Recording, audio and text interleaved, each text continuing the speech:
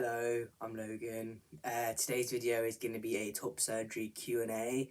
I asked people to ask me questions on Instagram and TikTok about top surgery, and I got quite a few responses.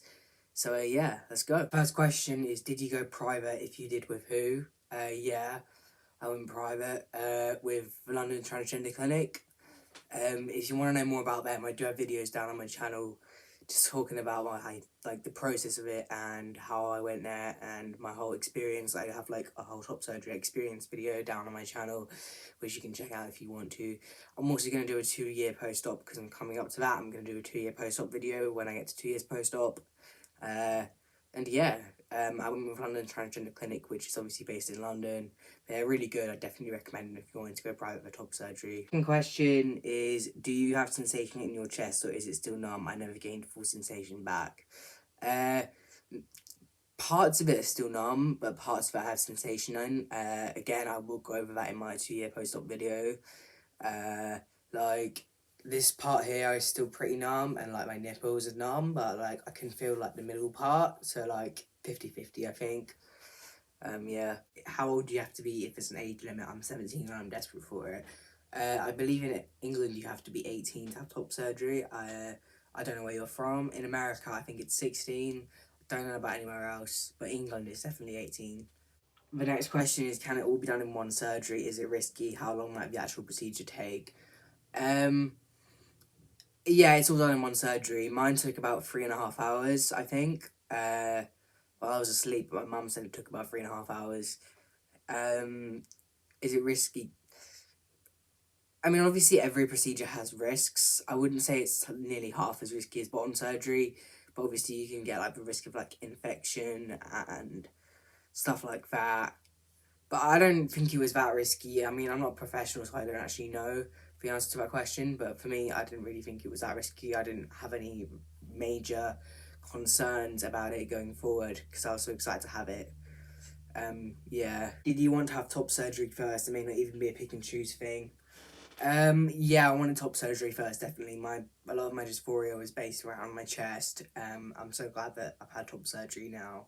I don't get nearly half as much dysphoria as I did. But I don't really think, especially if you go for NHS, I don't really think you have a choice. I think you have to have top surgery before bottom surgery. But for me, that was my preferred way of doing it anyway. Do the scars bother you at all, or does having it done sort of override that completely? The scars don't really bother me. Like, they're fading quite a lot and I'm starting to grow chest hair, so like that's gonna cover it eventually anyway. So the scars don't really bother me very much at all, actually.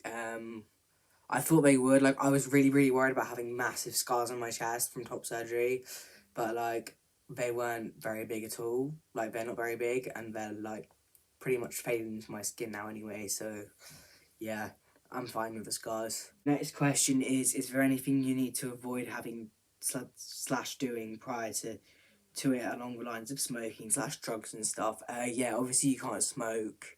I don't think you can do drugs. Well, you shouldn't do drugs anyway. Drugs are bad. But like, you couldn't. I couldn't smoke for like 2 weeks, and then 6 weeks after, couldn't smoke or vape. Yeah, smoking is a no. I think because of the recovery, like it can mess up your results. I don't really know about drugs. I'm assuming that's a no because they have a bad effect on your body anyway, regardless of whether or not you're recovering from an operation. You've got to be fucking kidding me. If you hear really weird noises, it's because I'm getting my kitchen redone and like I thought he'd stopped for the day, so I started filming this video. Obviously he's still here.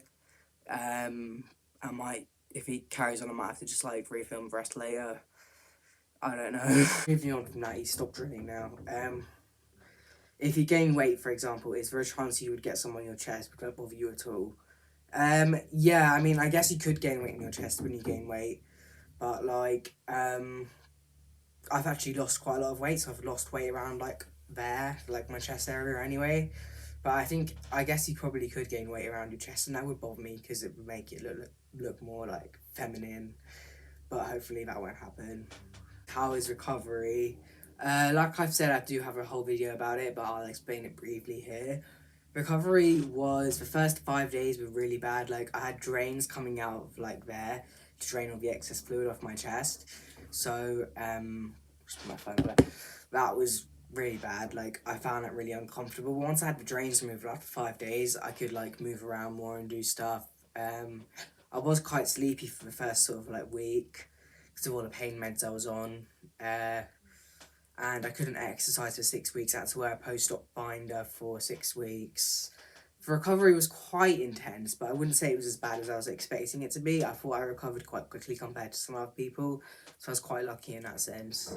This question is, I pretty much answered this at the start, but can you have it done on the NHS and privately? Which do you go with and why? I guess waiting lists are huge too. Yeah, you can get it done on the NHS and privately. I got it done privately. I was very fortunate to have been able to do that because, like you did say in the question, the waiting lists are incredibly long. For and the NHS, like I waited 3.5 years for my first NHS appointment. So imagine how long that would be waiting to get top surgery. Like it'd be mad. So I was very fortunate to have gone private, and I went private with London Transgender Clinic in London. And yeah, if you want to know more about the process of that, there is other videos on my channel, and I can do a whole like other video about the London Transgender Clinic because someone did say that in my Instagram. I put up a question box saying what video should I put on my channel, and someone said info on the London Transgender Clinic, so I can do that if that's something that you still want to see. That's pretty much everything. That's all the questions I got, and I answered them. I hope you have a good day. Thank you for watching, and feel free to subscribe if you want to subscribe. Obviously, you don't have to. And yeah, thank you.